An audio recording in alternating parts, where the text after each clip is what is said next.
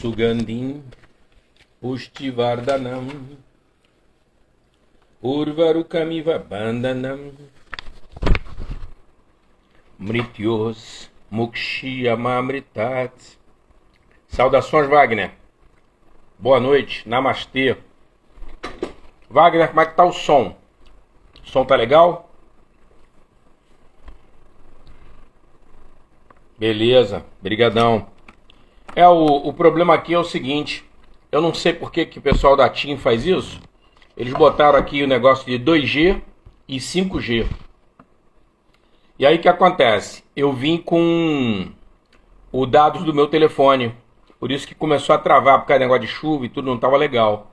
Aí eu me liguei, aí troquei, mas quando eu troquei terminou caindo a conexão. Namastê, Thaís, boa noite, Harion. Bom, noite chuvosa, Rio de Janeiro. É um bom horário e um bom dia para se fazer uma live. E uma live falando sobre asana. Vamos falar sobre a prática de asana.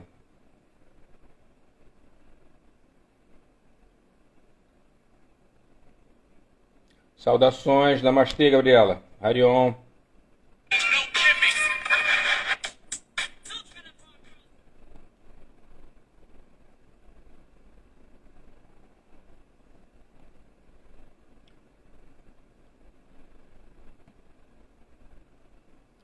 Beleza, a prática das asanas. Olha só, não sei se vocês... Vamos começando devagarzinho e aos pouquinho o pessoal vai chegando. Eu não sei se vocês já se perguntaram, boa noite, por que essa palavra se escreve asana e se pronuncia asana? Vocês já se perguntaram por que disso, não? Porque em português, quando você tem um S entre duas vogais, ele assume um som de Z, não é isso? Então, beleza. Então, em português seria asana ou asanas. Só que em sânscrito, igual ao espanhol, eles não têm o fonema Z. Tanto é que a palavra zebra mistérios do sânscrito, é verdade. A palavra zebra em espanhol é cebra, como se fosse com C, como se fosse grafado com C. O fonema é C, não é Z. Então o espanhol não tem Z e o sânscrito também não tem Z. Então a palavra é asana, né? E o asana é uma palavra de alongo. Então é asana, como se você falasse dois As em vez de um. Por isso que ela tem um tracinho em cima, um traço horizontal em cima do primeiro A. Então isso mostra, quando tem um traço horizontal, seja no A, no U ou no I, que trata-se de uma vogal longa. Então é como se você tivesse dois Is, dois As ou dois Us. Tá? E o que ocorre? Essa palavra, apesar dela ser terminada em A, ela é uma palavra neutra. O sânscrito ele tem feminino, masculino e neutro. O alemão também é assim, né? E o latim também é assim. Então, diferente do português. Então, por isso que as pessoas têm uma tendência a chamar de asana. No caso de asana, especificamente de asana, você pode chamar de o asana ou de a asana, porque nós só temos dois gêneros, que seria masculino e feminino, nós não temos o neutro. Então você pode considerar asana tanto masculino quanto feminino, tá? Então é só para ilustrar aí, para vocês terem uma ideia do que se trata essa palavra chamada asana, que são as posturas psicofísicas do yoga, né? Na visão védica, na construção desse darshana chamado yoga, quando foi elaboradas as posturas, né, na realidade, essa palavra asana ela vem de uma raiz chamada as, que significa sentar. Então, ela tem uma íntima relação com a meditação, que é uma prática que nós fazemos sentados. No passado da Índia, né, no passado do sânscrito, no passado do yoga, a palavra asana não se referia às posturas em si, psicofísica, mas ao tapetinho de prática. Então o tapete nosso de prática é um asana que está ali. Então o pessoal usava em cima de um cobertor, de um tapete, né, tecido mesmo à mão, ou de uma pele de animal. O local onde você senta para fazer a prática é a asana. Entendeu? Com o tempo é que houve uma evolução para as posturas psicofísicas, que vão ser posturas, que é chamadas de culturais, que vão dar suporte à meditação, tá? Então essas posturas, existem as posturas de meditação e as posturas culturais, são dois grupos, né? É uma forma de classificar, só para ilustrar para vocês entenderem. Namastê, saudações Sirlene, Harion. O que acontece? Nessa organização, as posturas culturais são posturas que você faz torção, você faz flexão para frente, para trás. E as posturas de meditação são as posturas que nós fazemos sentado, visando propriamente a meditação. Então uma coisa que é muito importante, né, que nós saibamos, é exatamente essa minha capacidade de trabalhar braços e pernas, é que vai me ajudar a fazer a postura sentada para a meditação. Tá? Então pernas e braços, eles são muito importantes dentro da prática do yoga por causa disso, porque além, lógico, da saúde, você vai estar ajudando o teu próprio corpo a suportar meditações longas, né? Não é meditação de 5, 10 minutos, mas meditação de horas ou até de dias, né? Fazendo meditação. Então, nós sabemos que o yoga, né, não é só asana, né? A asana é uma parte importante do yoga, como todas as outras são, mas só para vocês terem uma ideia, somente 3 sutras. São 196 aforismos, que são, os aforismos são pequenas sentenças faladas por Patanjali, ensinando o que é yoga, passando a instrução do yoga, né? Então, esse trabalho é o Yoga Sutra de Patanjali, que é um livro, né, com 4 capítulos, e desses 196 sutras, somente 3 falam em asana. Para vocês verem o seguinte, como a estrutura interna nossa, psíquica, é explorada dentro do yoga, né? O yoga, a grosso modo, você poderia dizer que ele é tudo, menos físico. Namastê. Né? Então, porque a parte de estrutura interna, de mecanismo psíquico, que é trabalhado dentro do yoga, é muito grande. Então, por isso que o asana, ele funciona como uma estrutura básica e também como uma porta de entrada para você conhecer esse mundo. Então, tem pessoas que chegam, por exemplo, não foi meu caso, né? Tem pessoas que chegam no yoga por causa de doença, por causa de saúde. Ah, eu estou querendo aqui fazer a recuperação da saúde. É um caminho, é uma via, né, de acesso. Então, se você não tem o asana, fica mais difícil dessa pessoa procurar o yoga, né? Então, o asana, ele cumpre esse papel bem, né, de te dar uma boa mobilidade, né, uma boa condição, saúde, né, atividade cardiorrespiratória, e ele vai estar trabalhando estruturas psíquicas, né, que nós chamamos aí de psicofísicas, porque, por exemplo, eu tenho até no YouTube, no canal da escola, eu até fiz um vídeo falando sobre yoga hormonal, né? Na realidade, todo yoga é hormonal, porque você vai trabalhar necessariamente com glândulas endócrinas. Por isso é que o teu humor muda, porque as glândulas endócrinas, elas têm uma íntima relação com a nossa personalidade, com o nosso temperamento, com o nosso humor. Então, por isso que você muda com a prática do yoga, porque você mexe nos hormônios, né? Então, vê bem, apesar dessa questão aí do asana, né? Ele fazer esse trabalho com relação ao corpo, ele vai ser necessário uma prática adequada, né, para poder estar atingindo esse objetivo. E é disso que a gente vai estar conversando, sabe? O que é uma prática adequada no yoga, né? Para você ter asana, não basta, por exemplo, como eu vejo muito aqui no Instagram, né? Porque hoje é uma plataforma muito visitada pela gente. Eu vejo muita gente no Instagram, mas no Google também aparece, né? No YouTube aparece. Pessoas que vêm de outras disciplinas, né? Não querendo de modo algum diminuir a disciplina das pessoas, mas elas vêm de outras disciplinas que não tem nada a ver com yoga. E não tem nada a ver com yoga mesmo, né? Por quê? Por que eu estou falando isso? Eu vejo muito ginástico olímpico, eu vejo muito bailarina, muito pessoal, por exemplo, de dança, de educação física, virem botarem uma camiseta de yoga, fazerem uma postura. Quando você tem um olhar mais treinado, fruto de anos de prática, você percebe que a pessoa não é praticante de yoga.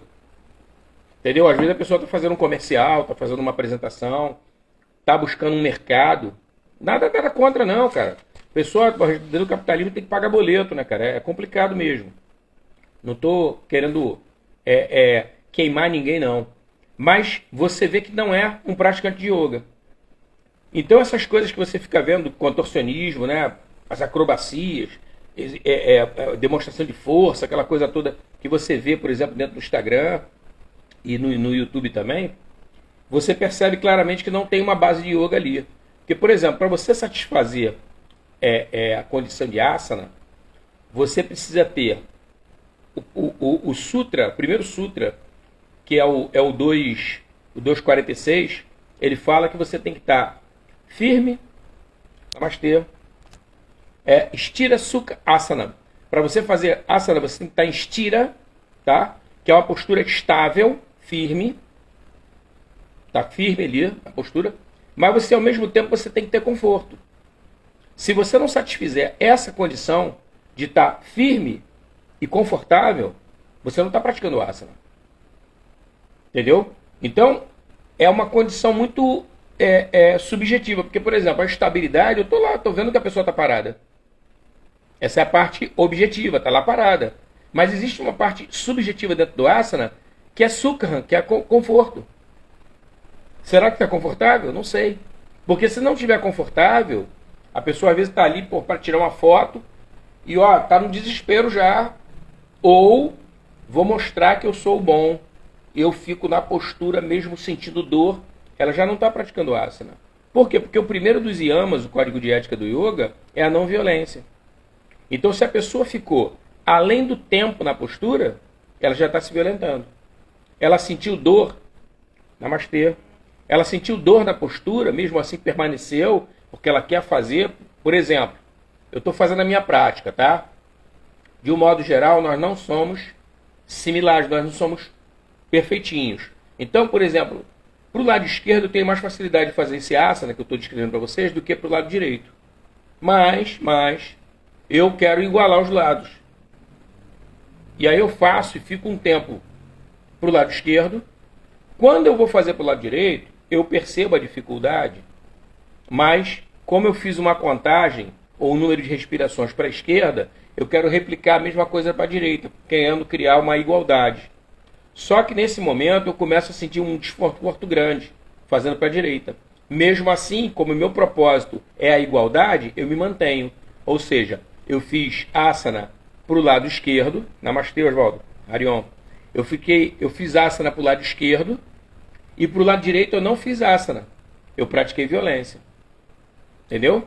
Então, automaticamente, se você não pratica asana, você está praticando uma outra coisa.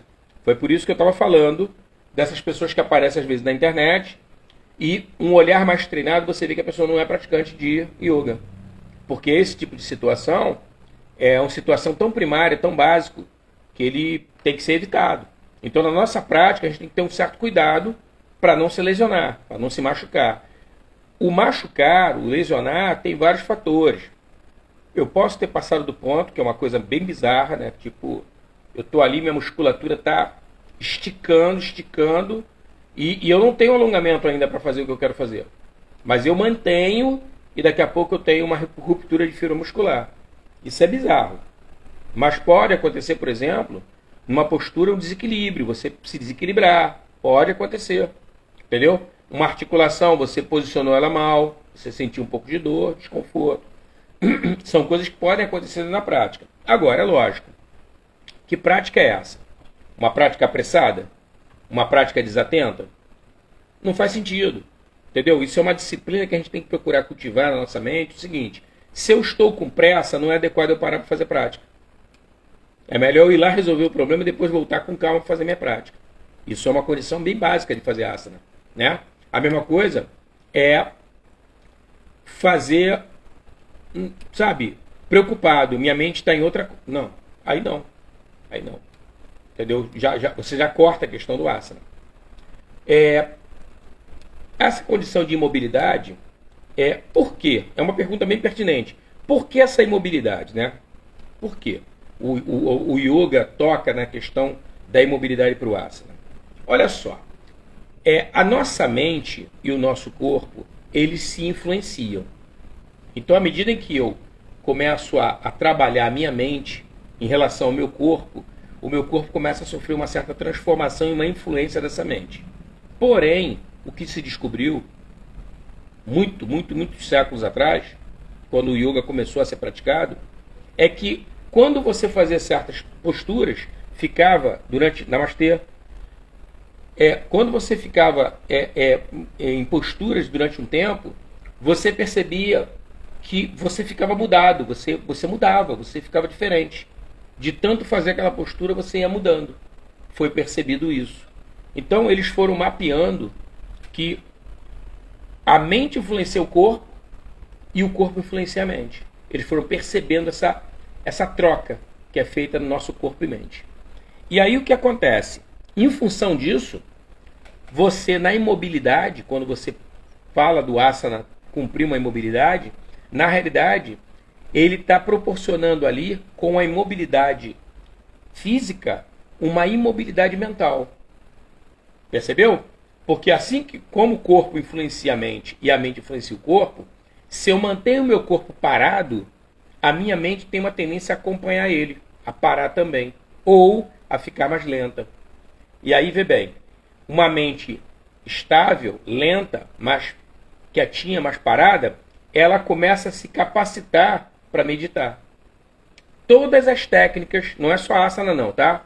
Todos os elementos do yoga, asana, Yaminiyama, código de ética do yoga, asana, pranayama, pratyahara, dharana, que é a concentração, dhyana, que é a meditação propriamente, todas elas têm como finalidade levar-nos para a meditação. Todas as técnicas. Você pode ver mudra, você pode criar, todas as técnicas vão estar como uma espécie de conspiração levando a gente para a meditação. Então, por isso que é importante não perder esse foco, né? Essa percepção de que o teu corpo influencia a tua mente e a tua mente influencia o teu corpo. Tá? Então, a imobilidade vai nos dar esse tipo de ganho dentro da prática. Tá? Uma prática em que as pessoas... Já devem ter visto pessoas que têm as pernas inquietas, né? Elas ficam assim, tá com a perna cruzada e a perna está o tempo todo balançando, né? Então, isso indica uma atividade mental que a pessoa tem instável. Ela não consegue estabilizar. E isso se reflete no corpo. Então, a pessoa que tem... Já viu? Pessoa que fica assim, está o tempo todo fazendo algum tipo de movimento repetitivo, é porque o cérebro dela, a mente dela, não consegue estabilizar. Tem dificuldade para isso. Está preocupada, está nervosa, está com medo de alguma coisa. Então, isso revela através do corpo. Tá? Então, isso é importante como treinamento, essa questão da imobilidade. Então, você ficando aquela pausa de entrou na postura, se manteve durante um tempo imóvel, o mais imóvel possível. O que você conseguiu ganhar, você ganhou, mantenha o que você ganhou. Procura relaxar, você está fazendo um estímulo para sua mente entender pensamentos acelerados. A sua mente entender que a imobilidade vai ajudar ela a se estabilizar, tá? Junto com essa imobilidade, tem essa permanência, né? A permanência é uma relação de tempo, né? Um tempo que nós vamos ter que ficar ali. E aí esse tempo é uma estratégia que é usada dentro do yoga. Isso não é falado nas aulas de yoga, tá? Por isso que eu acho fantástico ter criado esse espaço aqui para a gente poder estar conversando de live, porque tem muitas coisas que acontecem dentro das aulas de yoga e as pessoas não sabem, e por isso tem uma prática completamente diferente do que poderiam ter. Então, vê bem, na hora que nós estamos na permanência da postura, lembra que eu falei no início que quando você assume uma determinada postura, você necessariamente vai estimular uma glândula endócrina? Então não faz sentido falar em asana, em yoga hormonal. Não faz sentido. É a mesma coisa que você dizer água molhada. Porque não existe água seca, então toda água é molhada. O que acontece? Quando você está numa postura, você está estimulando uma glândula endócrina que vai ter um contato com a tua psique, com a tua personalidade, com a tua mente, essa glândula hormônio vai estar trabalhando isso. E o que acontece é que não é só esse aspecto fisiológico que vai estar sendo trabalhado. Existe um aspecto de símbolos que são ligados ao asanas. São os kleshas se manifestando, é verdade. É verdade. Então essas atividades são complicadas, mas a gente vai dando um jeitinho com as posturas e o pranayama a gente vai conseguindo segurar esses kleshas aí. Tá isso mesmo, tá correto. Então o que acontece? Na hora que nós estamos fazendo a postura, por exemplo, vou dar um exemplo para vocês. Postura do peixe. O arquétipo peixe, eu automaticamente puxo para mim. Qual é o simbolismo do peixe na minha cultura? Ou o simbolismo universal do peixe? O peixe é um arquétipo. Ele simboliza alguma coisa. Da mesma maneira que o guerreiro. Da mesma maneira que o gato. Também simboliza alguma coisa. Então o triângulo simboliza alguma coisa. Né? Eu não sei se vocês já pararam para perceber. A Santíssima Trindade é um triângulo. Pai, Filho, Divino e Espírito Santo é um triângulo. Entendeu? Então, esses simbolismos, esses arquétipos, nós vamos incorporando. A cada vez que fazemos o asana, nós vamos incorporando mais e mais. É como se fossem, cada aula, uma seção de arquétipos que nós vamos estar incorporando ali. E aí o que acontece? Esses arquétipos, eles vão nos ajudar a nós reproduzirmos na nossa vida cotidiana esse tipo de influência que o arquétipo tem. Esse tipo de ganho simbólico que o arquétipo influencia a gente. É como se você, por exemplo, na postura do guerreiro, você assumisse uma condição de guerreiro. E aí as suas dificuldades, seus problemas, a adversidade, as questões de injustiça no mundo, você tivesse mais coragem para enfrentar, mais determinação, mais ousadia para poder enfrentar. Então é como se você incorporasse esse arquétipo. Tá? E aí são vários arquétipos, né? São vários símbolos que o yoga vai estar trazendo através das asanas, das posturas. Por isso é que essa permanência na postura é como se você tivesse o quê? Uma sessão. Só que essa sessão ela não pode durar a ponto de incomodar você. O parâmetro é desconforto. Se eu sentir desconforto, eu tenho que sair para não praticar violência.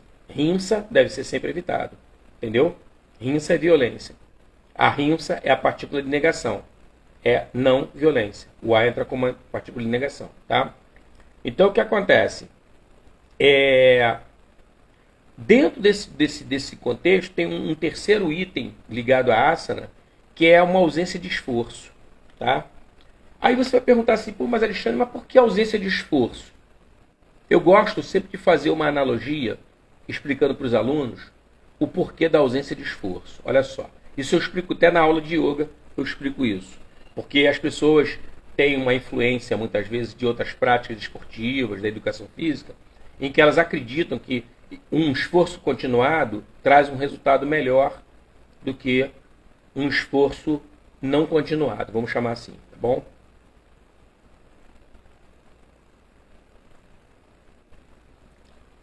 A analogia é o seguinte: tenta imaginar que você está num ponto de ônibus, esperando a condução, o teu ônibus apareceu. Você fez sinal para o ônibus parou, mas ele não parou no ponto, ele parou um pouco além do ponto. Como você tem urgência desse ônibus, você faz o seguinte: você percebeu que o motorista abriu a porta e você dá uma pequena corridinha até alcançar o ônibus. Uma vez que você entrou no ônibus, você vai pagar a passagem e vai sentar e vai aproveitar a viagem. Perfeito? Vê bem, o esforço nosso, essa é a analogia, o esforço nosso é para nós entrarmos no ônibus e podermos ter acesso a pagar a passagem e aproveitarmos a viagem.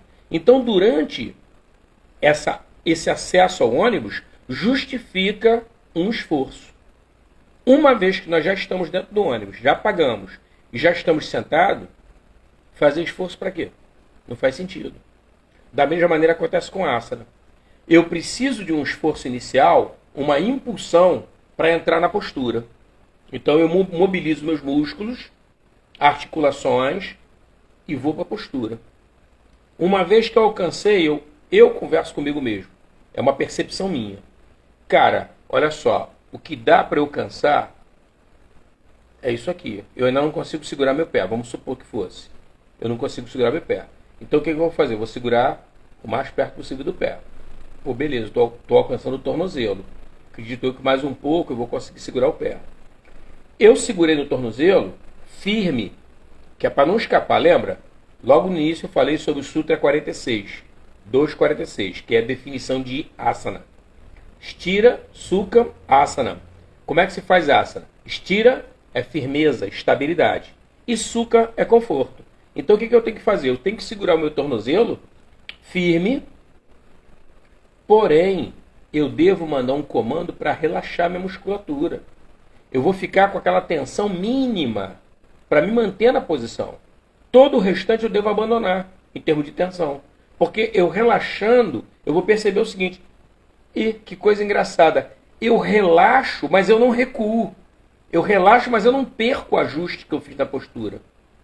Entendeu? Esse relaxamento, ele é importantíssimo. Por quê? Por que ele é importantíssimo? Esse relaxamento dentro da postura vai influenciar a minha mente, psiquicamente, de que eu posso entrar nas situações e, através de um relaxamento mental ou físico, eu posso desfrutar melhor daquela situação. Essa é a mensagem. Entendeu? Então, não justifica eu entrar numa situação, fazer um movimento e eu continuar tenso. Porque a tensão faz com que eu gaste energia e não produza, namastê, e não produza um resultado maior do que fazendo num estado de relaxamento. Percebeu? É uma coisa sutil? É. Por quê? Porque o conforto vai variar de pessoa para pessoa. De dia para dia. Você com você, segunda-feira você tem um nível de conforto. Terça-feira tu teve um estresse, precisou fazer algum tipo de trabalho diferente. Terça-feira tu já está um pouquinho diferente. Não é muita coisa, mas é um pouquinho diferente. Já não está igual a segunda. Então é muito importante que quando nós fizermos a nossa prática, nós tenhamos esse tipo de percepção. Eu preciso de uma propulsão inicial para entrar na postura, me manter, mas depois que eu conseguir conquistar, dominar a postura, até onde eu posso ir, por exemplo, no momento eu estou segurando só no tornozelo, não tem problema nenhum. Eu segurei, consegui até aqui, beleza. Agora não justifica mais eu forçar. Não, eu não tenho que gastar mais energia. Eu só tenho que relaxar. Dentro dessa situação nova, eu relaxo. E vocês veem o seguinte: é muito complicado numa situação em que eu, por exemplo, chego no emprego para fazer uma apresentação, chego lá para me apresentar para as pessoas, ver qual é o trabalho que eu vou ter que desenvolver.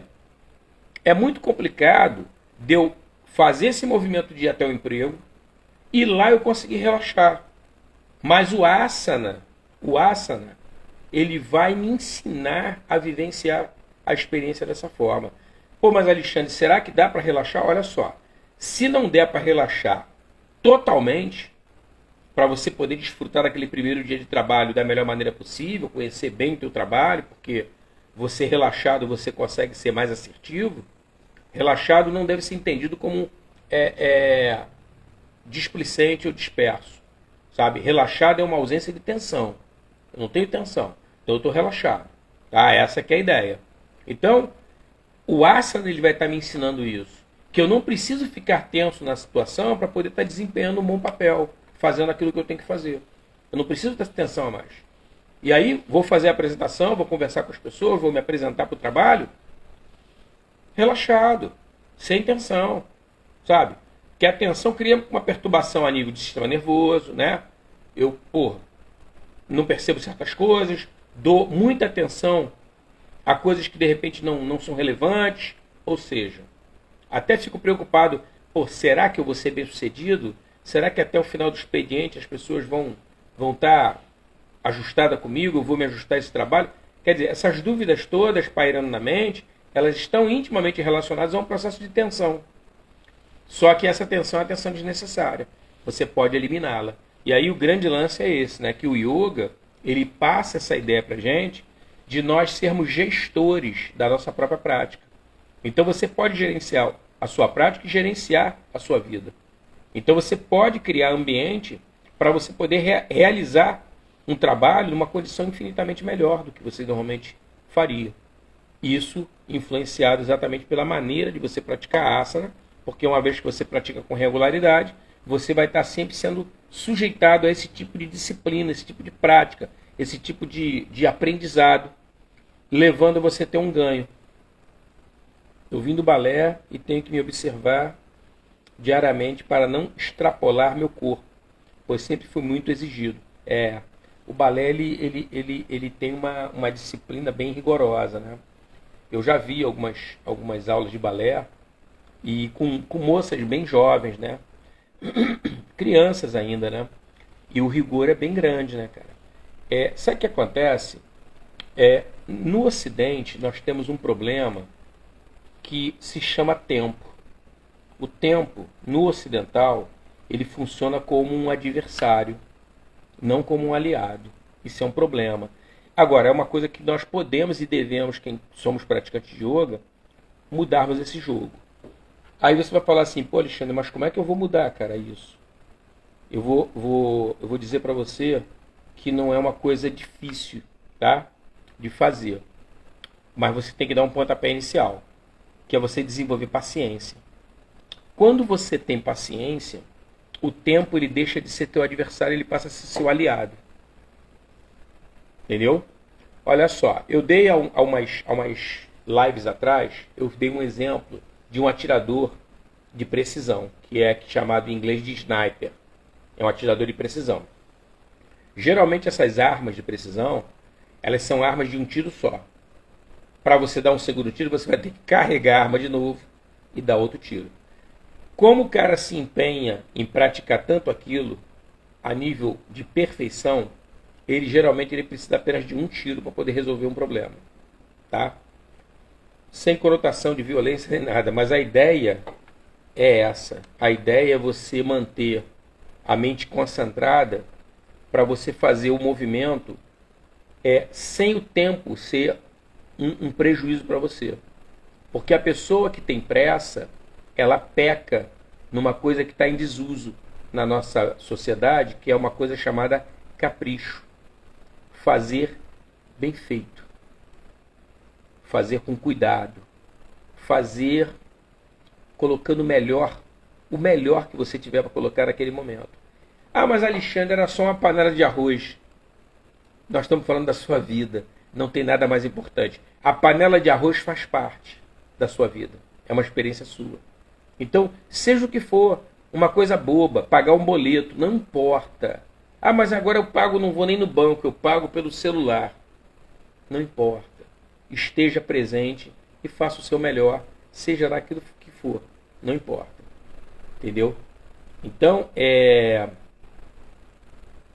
essa questão do tempo é uma coisa que nós vamos mudar o jogo através da paciência.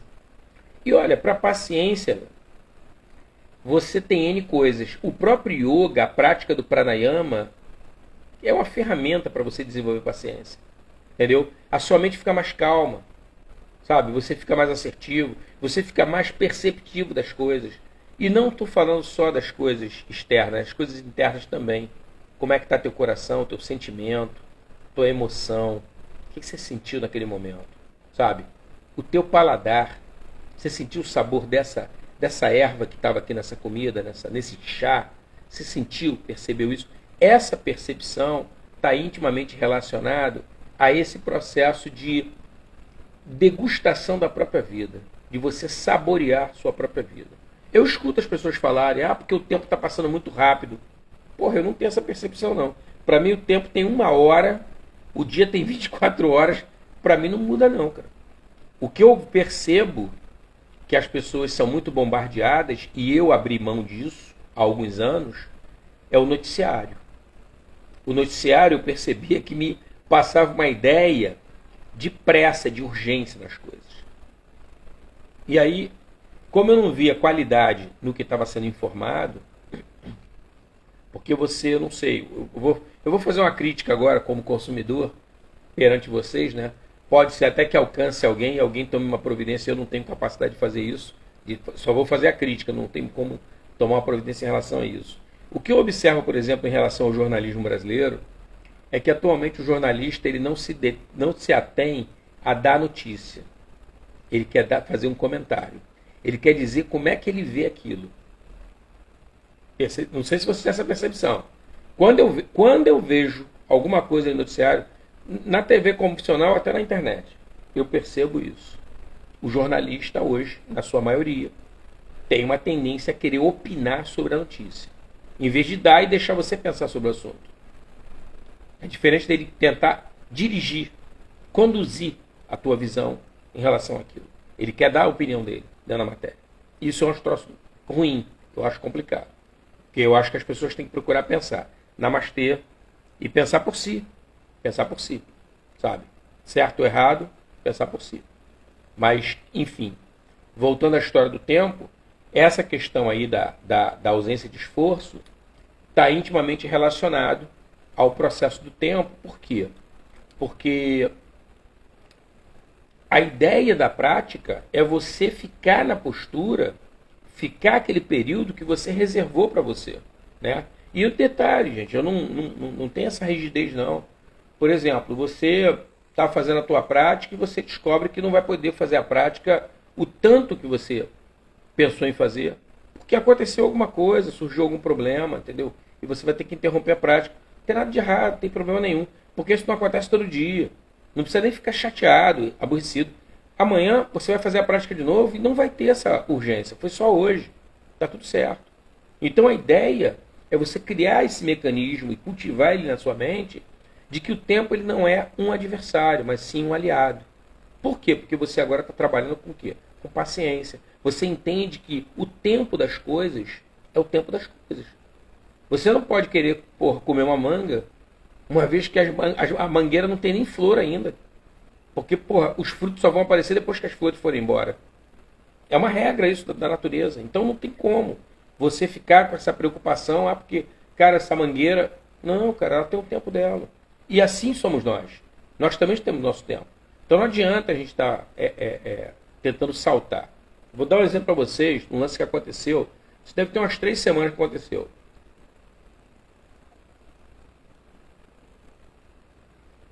Eu até falei sobre isso num vídeo que eu fiz. A Anjali, a minha filha, ela tem síndrome de Down. E aí o que acontece? A Anjali, desde cedo, essa coisa de pintar, né, de desenhar, ela sempre foi meio monocromática. Ela pegava um lápis só de uma cor, lapiseira ou lápis de cor, e era uma cor só. Podia for o desenho que fosse, com complexidade, com detalhes, todo mundo, o rosto, a roupa, braço, pé, tudo com uma cor só, cabelo, tudo com uma cor só, monocromática. Beleza. A vida foi seguindo. Aí agora, umas 3 semanas atrás, eu estava visitando ela e eu decidi fazer um desenho. Eu falei assim, tá chovendo, vamos fazer o seguinte, eu vou fazer um desenho aqui e... Não, você vai desenhar. Ela falou, não vou desenhar não. Eu falei, então deixa que eu desenho. Aí eu perguntei a ela assim, você quer que desenhe o quê? Aí ela falou assim, não sei. Eu falei, isso aí eu não sei também não. Desenhar não sei. Falei assim, vou fazer o seguinte, eu vou desenhar você. Aí eu comecei a desenhar ela. E aí eu fui desenhando ela, desenhando o cabelo. Ela foi logo opinando, bota o cabelo de rosa. Beleza.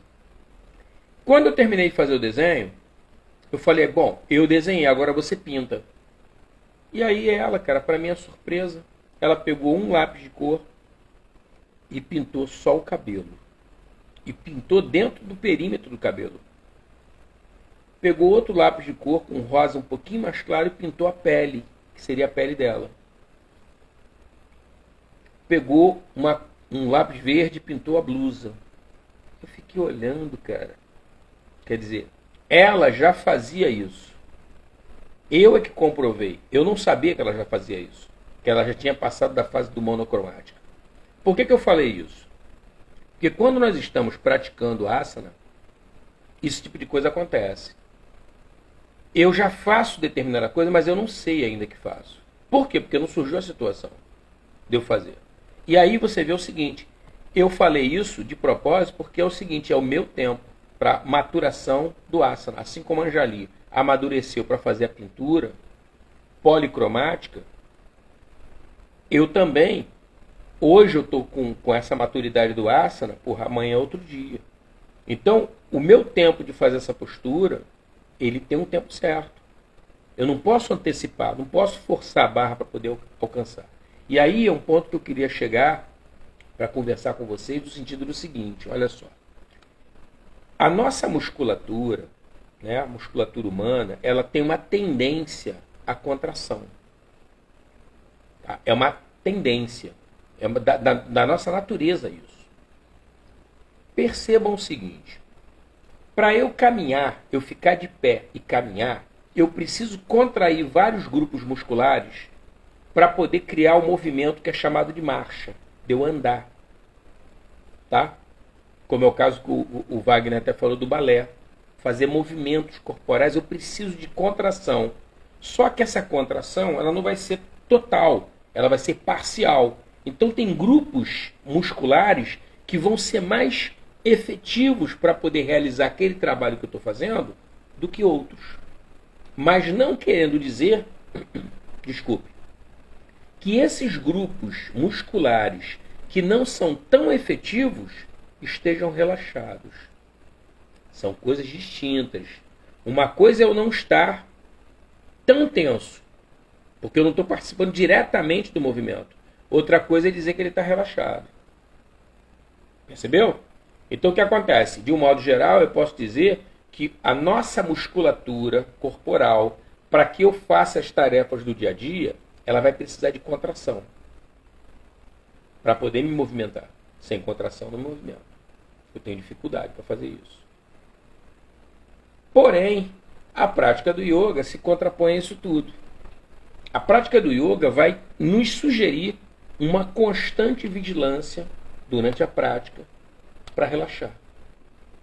E aí você começa a entender por que é que nós sentimos um bem-estar muito grande após a prática de yoga. Por quê? Porque, de modo consciente, nós relaxamos muitos grupos musculares. Eu não estou falando de todos. Muitos grupos musculares vão sendo relaxados. Ao longo da prática, não é na hora do relaxamento final. Ao longo da prática. Eu, por exemplo, quando eu estou dando aula, eu ainda falo para o aluno, olha só, vamos supor que você está fazendo uma postura chamada Ekapada Shirshasana. Eka, o sânscrito é maravilhoso. Eka significa um. Pada significa pé ou perna. Shirsh é cabeça. Então, vê bem. Ekapada Shirshasana é você trazer o pé na cabeça. Trazer o pé na cabeça. E levar a cabeça até o pé. Esse asana.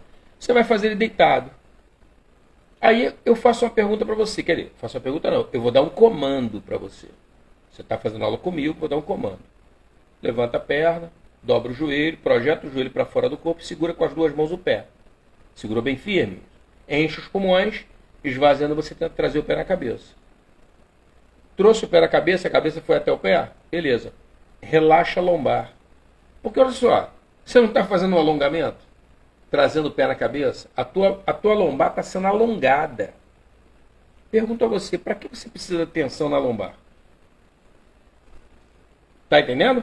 Quer dizer, se você está com a lombar tensa e você não conversa, não convence ela a relaxar, ela vai continuar tensa. E você vai fazer um esforço tremendo, não vai conseguir trazer o pé na cabeça, porque a lombar não está deixando, ela está tensa. Então você vê que o fazer a postura, na realidade, é uma conversa com o corpo todo. Não é só com a parte que você está tocando, na parte que você está olhando. Não. Até aquilo que você não está vendo, porque ó, eu estou conversando com a parte de trás do meu corpo, a lombar. Então eu mando ela relaxar, eu não peço, eu mando. Eu mando ela relaxar. Aí você fala assim, pô, Alexandre, ela obedece. Olha só, no começo, ela nem sabe o que é relaxar a tua lombar. Com o tempo, ela vai se acostumando com outros exercícios que relaxam ela. Então ela vai recuperando uma sensação que ela tinha perdido. Pô, cara, relaxar é assim, que legal. E aí você vai comandando a cada prática um relaxamento ali naquela lombar dentro da própria postura. E ela vai se acostumando com essa sensação boa, prazerosa, agradável do relaxamento. Então, dentro do mesmo asana, você vai ter tensão e relaxamento. Por isso você tem que se observar e ver aonde eu tenho que tensionar e aonde eu não preciso tensionar. Porque é uma análise. Olha só. Porra, para que me serve deixar a lombar tensa? Quanto mais relaxada essa lombar estiver, mais rapidamente chega o pé na minha cabeça. Porque é um sistema inteiro. Essa é a prova de que o corpo tem memória. Sim, o corpo tem memória. Perfeito, Wagner. Isso aí. Um exemplo bom é você andar de bicicleta. Pô, mas quanto tempo tu não andava? Cara, 20 anos que eu não andava de bicicleta. E aí? Voltou a andar? Não era para você tomar um tombo? Não, você não toma tombo. Você inclusive recupera, não é só a memória muscular. A memória de equilíbrio também você recupera. Você recupera. Não sabia, cara, nem lembrava que tinha. E você recupera, porque você já fez aquilo. Entendeu? Então, é um sistema interessantíssimo. Agora, você tem que se voltar para você, para a sua prática, e se perceber. Eu estava até comentando essa semana com a aluna que de uma prática de Ashtanga, né? E aí, para quem não conhece, é uma série fechada, né? O Ashtanga, e que são muitos movimentos, são muitos asanas. Geralmente uma aula leva 1h30, 2 horas, você praticando. E eu fiquei praticando na época, era eu, Rose e o Jorge, um outro professor de yoga também que trabalhou na escola Jaya da Vila da Penha. E aí nós íamos pro Jardim Botânico fazer a prática de Ashtanga lá com o Marcelo Gama, um professor de yoga lá, bom. E aí, muita gente sabia que eu era professor de yoga, na época eu era presidente da BPY também, então muita gente me conhecia. E aí, o pessoal tá me vendo lá, cara, dependendo, cara, do dia, trabalhei o dia todo, cara, fiz coisa pra caramba. Putz. No meio da prática, às vezes, cara, eu parava assim, cara, sentia cansado, parava, deitava, cara, relaxava, ficava ali uns minutos. Aí o pessoal, pô, mas Alexandre, caraca, você é professor de yoga, e daí? Lembra do primeiro dos yamas? A não violência? Então é muito importante você não perder, cara. Esse fundamento do yoga, dos yamas e niyamas, ele é muito importante para nossa vida. Eu não tenho que fazer graça para ninguém, cara. Mostrar, porque o cara pratica yoga há mais de 30 anos, pô. E daí? Sabe? Então essa necessidade de você ter que provar alguma coisa só revela o quê, cara? Uma certa infantilidade da pessoa, cara. Ainda, entendeu? Não é nenhum crime, não, mas a pessoa ainda é imatura, cara. Só isso. Então quando você atinge uma certa maturidade, você passa dessa etapa de ter que provar alguma coisa a alguém, cara. Entendeu? É diferente, por exemplo, de um aluno, porque o aluno às vezes tem esse tipo de coisa. Professor, o senhor faz essa postura? Faço. O senhor podia fazer para eu ver? Já aconteceu isso comigo. Eu vou lá e faço. Eu fiz para me exibir para o aluno? Não. Eu fui para mostrar para ele como é que se faz. Ainda faço devagar, para ele ver o posicionamento, tudo. É meu trabalho como professor. E eu não me sinto agredido, atingido, ameaçado. Nada, cara. Nada. Porque tem um detalhe, olha só. Você não tem como controlar a cabeça da pessoa. O aluno pode pensar tranquilamente assim. Tá bom. Ele está pensando, né? Ele não me falou, mas ele está pensando. Fez essa. Se eu pedir uma outra, será que ele faz? Entendeu? Você não tem como gerenciar a cabeça dos outros, cara. Então por que se preocupar com o que os outros pensam? Entendeu? Essa é uma questão que a gente tem que parar para pensar. E isso também, vê bem, é uma coisa que a prática dos asanas também vai nos ensinar. Olha só. Vocês concordam que o nosso corpo é formado de mãos, antebraço, braço, ombro, cabeça, abdômen, quadril, coxas, pernas, pés? Legal? Tá todo mundo junto aqui, não é isso? Só que é o seguinte, eles têm movimentos muito separados, muito definidos uns dos outros. Então existe uma coisa chamada sentimento de bloco, que isso é muito observado dentro do yoga. Não estou dizendo que todos os professores tenham esse conhecimento, tenham essa percepção, mas o yoga fala sobre isso claramente. Vê bem, O meu braço é uma coisa e o meu ombro é outra coisa. Então eu posso fazer um movimento com o ombro para uma direção e com o braço para outra direção. Aí você vai falar assim, tá, Alexandre, e daí? E daí? E daí tudo.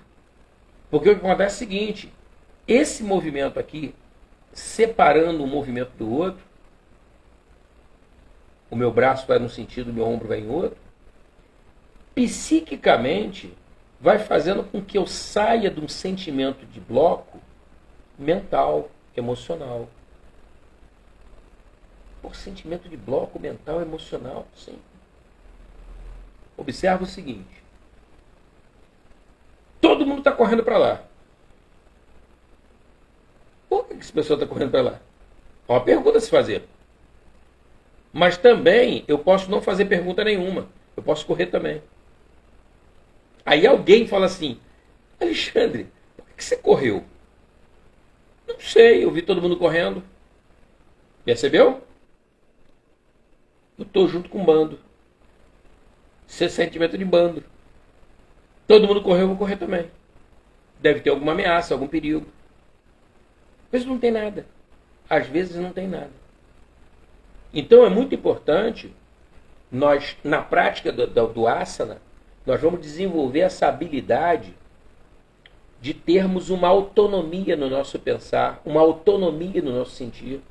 É nossa. É nosso direito. Eu não tenho que pensar como a sociedade a qual pertenço. Eu não tenho que pensar da mesma maneira que a minha família. Não tenho obrigação nenhuma. Me mostra que obrigação é essa que eu tenho. Não. Eu tenho autonomia de pensar e de agir. Então, por exemplo, hoje a gente tem visto pessoas aqui que fazem as coisas mais bizarras, cara. Ah, não, porque todo mundo está fazendo, todo mundo está falando, cara. E daí? Como é que eu vou afirmar uma coisa que eu não tenho condição de provar? Como é que eu vou estar falando algo que eu não sei se é verdadeiro? Não vou falar, cara. Vou ficar na minha. Então, isso é uma discriminação que o asana vai nos dando. Simplesmente tirando o sentimento de bloco. Agora, se você não sabe que existe isso, cara, você continua no sentimento de bloco. À medida que você sabe e começa a praticar, eu hoje estava falando até na aula, eu li um pensamento lá e estava fazendo uma análise, eu estava falando para eles o seguinte, olha só, presta atenção no negócio. Uma coisa é informação, outra coisa é conhecimento. Para a informação virar conhecimento, precisa de ação. Você precisa botar a informação na prática. É igual uma receita. Você pegou uma receita culinária que parece muito boa, você pega ela, se você não colocar ela em ação, fizer ela acontecer, aquilo não vai virar conhecimento para você. Então, conhecimento é uma coisa preciosa, mas você tem que tratar essa informação na parte prática para que ela realmente gere conhecimento. O filme Forrest Gump tem uma cena em que o cara começa a correr e várias pessoas correm atrás dele, atrás sem saber. Até que um para e pergunta o motivo e ele fala que não tem motivo algum. Sensacional, cara. Eu vi esse filme maravilhoso. Foi uma ótima lembrança, Wagner. É por aí, exatamente isso. As pessoas fazem porque alguém está fazendo. Você não vê? Olha só, gente. Não me entendam mal. Não se sintam ofendidos pelo que eu vou falar. Moda é isso. Moda é isso. Só existe moda porque existe sentimento de manada. Ah, porque, sei lá, imagina uma pessoa aí, sei lá, a Anitta. A Anitta agora está usando uma calça tal, todo mundo começa a usar a calça da Anitta. Isso é moda. É você copiar um padrão. Por que você está usando a calça da Anitta? Ah, achei legal. Ela está usando, está fazendo sucesso. É como se eu tivesse acreditando, na minha cabeça, de que usando a calça que a Anitta usa, eu vou ter um comportamento, eu vou ter um sucesso, uma admiração que ela tem. Não vou. É uma fantasia isso. Essa que é a realidade, é uma fantasia. Então por isso que é muito importante a gente ter essa capacidade de analisar, né? E não só ter esse pensamento analítico, né? É você também desenvolver o hábito de refletir, que é É como se você ruminasse. Ruminasse, isso é coisa muito os animais ruminantes, eles, eles comem o alimento, depois eles regurgitam e comem de novo. Isso aqui é ruminação. Então, vê bem, você traz o pensamento, você teve a percepção, gerou um pensamento em você. Não satisfeito, você traz à tona esse pensamento e pensa mais sobre o pensamento. E aí você traz à tona e pensa mais sobre o pensamento. Isso é o trabalho de refletir. Tá? A reflexão é isso. Então você vai ficar ruminando aquela ideia durante um bom tempo até você ter uma opinião. Uma coisa que eu converso, deixa eu dar uma olhada na hora, cara, 10 horas. Uma coisa que eu converso muito com os alunos, é o seguinte, isso aqui é na parte afetiva, tá? Eu falo sempre o seguinte, olha só, quando você tiver uma pessoa, não precisa ser um relacionamento íntimo, não. Às vezes é um membro da tua família, uma pessoa que você tem um respeito, tem um carinho pela pessoa, e vocês têm que conversar sobre alguma questão de vocês. Cara, é muito importante você não se apressar nessa conversa. A conversa é importante? Não se apressa.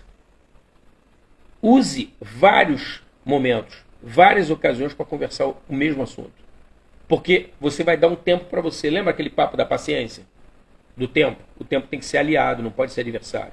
Então você conversa hoje, dá um tempo. Daqui a uns 2, 3 dias você conversa de novo o assunto. Só que agora não é mais a mesma coisa.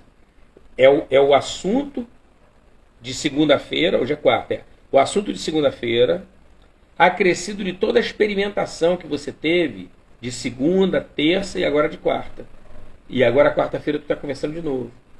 Aí quando for sábado, você puxa e bate papo novamente sobre algum aspecto específico daquele assunto. Até vocês terem ajustado um entendimento sobre esse tema. Por quê? Porque o assunto é importante. Assunto importante não pode ser discutido, resolvido em 3, 4, 5 minutos, não. Não. Quem faz isso, cara, está muito sujeito a dar uma opinião errada, impensada, não pensou para falar, para se posicionar, e vai estar afadado geralmente ao erro. Entendeu? Ou por falta ou por excesso. Então, por isso que para você mandar a medida justa, é importante isso, você elaborar, você ouvir, você pensar no assunto, escutar o que a pessoa teve em termos de impressão do que foi conversado. Então, esse diálogo, essa troca, isso é uma coisa importante, cara, tem que ser devagar, tem que ser no ritmo da natureza. Entendeu? Então, isso é importantíssimo. E olha só, o controle respiratório dentro do asana, ele vê bem. Não é pranayama não, hein? Tá? Controle respiratório dentro do asana, eu não vou dizer para você que você está fazendo pranayama não. É simplesmente uma forma de você manter oxigenado teu organismo, que é importante, para dar suporte. Por exemplo, está fazendo um chaturanga, uma postura de força. Você oxigenar a tua musculatura, articulações, manter tudo funcionando bem. Mas também é uma forma de você manter a tua mente calma e estável. Ela tranquila, por conta da questão da própria imobilidade. Entendeu? Então o controle respiratório ele vai ter uma importância muito grande dentro da prática do asana. O pranayama é uma outra história, tá? Mas no asana só já vai levar a isso. E por último, o controle mental, tá? O controle mental. Porque, vê bem, o estar presente, o saber por que está fazendo a prática, é extremamente importante. É o que dá norte à prática, é esse controle mental. É você estar se observando, sabe? Até se você fez alguma coisa errada, sentiu alguma dor, entendeu?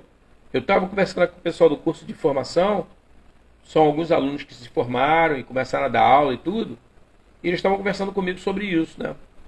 Sobre a questão das séries. Poxa, professor, o senhor fala que dá a série pelas estações do ano. Pô, mas eu já vi um colega que tem uma outra formação, é de um outro lugar, que ele, a cada aula ele dá um asana diferente, dá uma série diferente. Segunda-feira dá uma, terça é outra, quarta é outra, quinta é outra, sexta é outra. Aí eu falei o seguinte, olha só, cara. O problema de você fazer esse tipo de trabalho, dessa maneira, segunda-feira tu deu uma prática, terça-feira deu uma prática completamente diferente, quarta-feira deu outra prática, quinta-feira outra completamente diferente das três anteriores. Aí na sexta-feira, aquele aluno que fez aula contigo na segunda, ele aparece. Aí ele fala assim: professor, pô, eu depois que saí daqui tive que tomar até um Dorflex, cara, não fiquei bem não sei o que, no dia seguinte estava com a dor aqui e ali, na lombar, no pescoço, no ombro. Pô, o que será que eu fiz, cara? O senhor lembra o que eu posso ter feito que me levou a ter esse problema, essa dor, esse mal-estar, a poder precisar tomar uma medicação? Sexta-feira. O que você fez segunda? Como é que foi a prática dele na segunda? Não tenho a menor ideia, cara. Eu não lembro nem os asanas que eu usei na segunda. Porque na segunda, depois da segunda teve a terça, teve a quarta, teve a quinta. Como é que eu vou me lembrar da segunda? Entendeu? Então, isso é uma coisa que mostra o seguinte: essa disciplina de você criar um grupo de asanas e ficar trabalhando ele durante um período, ela é extremamente interessante no sentido de te dar um retorno do que está acontecendo. Até se você não está se dando bem com aquela série. Cara, porra, estou observando que toda vez que eu faço essa série, eu estou fazendo já tem umas 2 semanas, 3 semanas, eu fico um pouco irritado, cara. Alguma coisa está acontecendo aí, cara. Você tem que olhar para esses asanas. Se estiver fazendo um pranayama, olhar para esse pranayama, o que está acontecendo? Por que você está irritado depois da prática?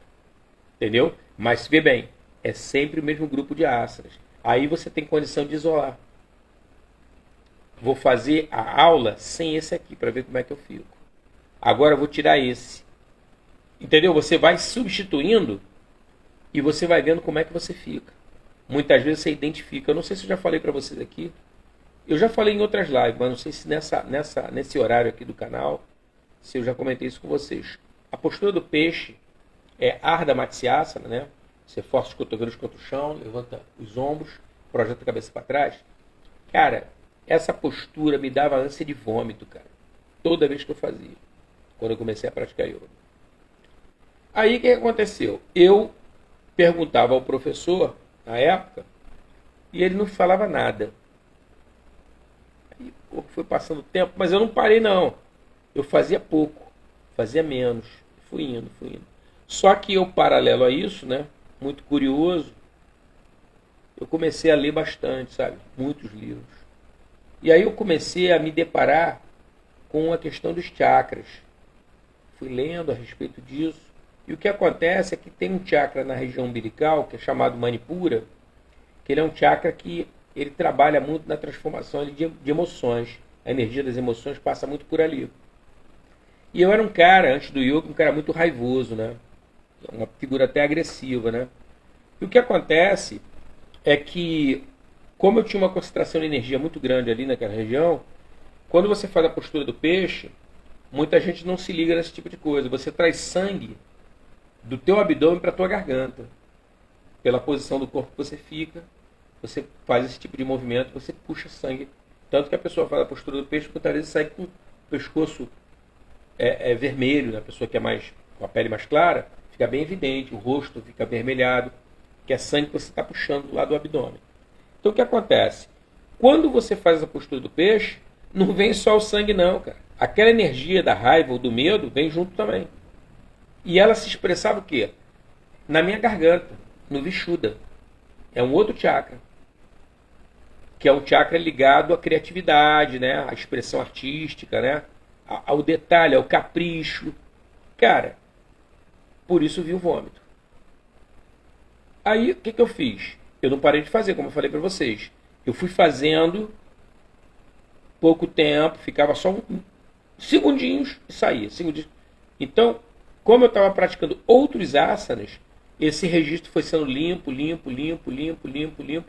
namastê, até eu não ter mais essa sensação desagradável de vômito ao fazer essa postura, entendeu?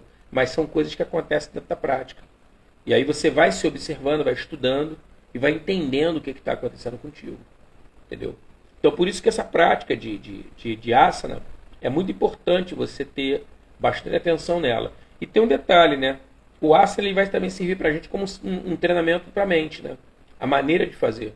Eu costumo sempre marcar muito isso dentro da aula. Se você organiza, usar cada parte do teu corpo separadamente, teu corpo está todo aqui inteiro. Você faz cada momento do asana, você faz um movimento específico, entrando. Depois, saindo, você vem desfazendo tudo que você fez. Essa estratégia de montar e desmontar é um treinamento para a nossa mente. A mente, ela tem uma tendência a dispersar. E com essa estratégia, você vai segurando, ancorando cada vez mais ela. E você vê, você está usando o asana, o corpo, de uma determinada maneira para poder treinar a tua mente, que é extremamente mais sutil.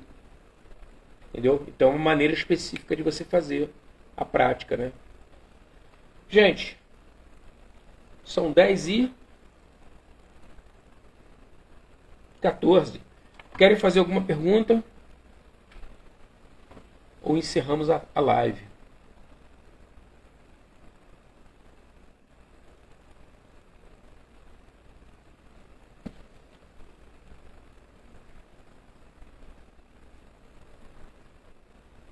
Esse negócio do Forrest Gump aí foi impressionante, cara. Um filme assim, muito bom. Eu tive várias identificações, cara. Gente, quiser perguntar, pode perguntar, não esquenta a cabeça não. Ele tem um momento do filme, do Forrest Gump. Obrigado, Alcione, pelo carinho. Tem um momento do filme que eu me identifico, é quando ele tá jogando ping-pong sozinho, cara. Eu já fiz aquilo quando criança. Eu ganhei de presente de Natal uma mesa de ping-pong. Eu e meu irmão, né? Eu venho de uma família pobre. E aí meus pais não tinham muito recurso, né? E aí compraram uma mesa usada, uma mesa de segunda mão, para os dois. Pô, mas eu achei o máximo, cara. Queria saber se segunda mão, primeira mão, pô. Comecei a jogar ping-pong direto, cara. Pô, fiquei em pouco tempo, eu tava fera naquilo ali.